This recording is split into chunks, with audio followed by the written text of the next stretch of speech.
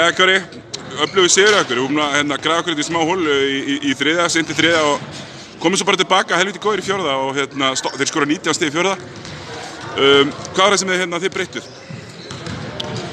Já, ég held að helst bara breytt höfðafærin okkar. Við bara læstum aðeins svona í vörn og náðum svona meiri stemningu og sýndum svona vilja styrka, vilja vinna leikinn og svoleiðis.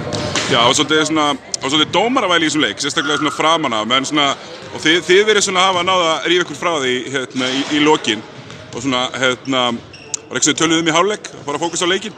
Já, sjálfsögðu. Við fórum svolítið í töði og svoleiðis og þeir gerðu það sama og við náðum að halda kannski haus betur eða hvað það var, en ég allavega nýtt það ekki trufla okkur mikið. Í fjóruleikluta tekst þér að komast 2-3 bara á köttinu í galopin layup. Breki setur 2 risa þrista. Voruð að nýta ykkur að Flennard náttúrulega býr til rosalega pláss fyrir ykkur. Þetta sequence á honum blokkar hann á hringnum og fer sér og dreifir yfir allt í liðið hinum megin.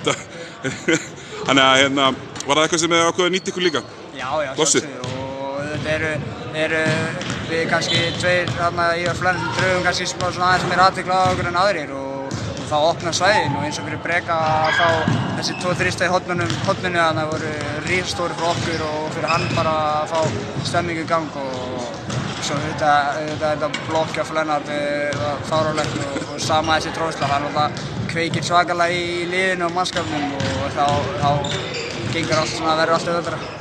Já, þið öflugur sigur hjá okkur í kvöld, leikir með stuttu millibili og endalega mikilvægt að halda þeir eru bara stefnið komnir djúpt inn í úrslitakeppnissæti og stefnið endalega bara hærra. Já, við erum strax aftur á 5.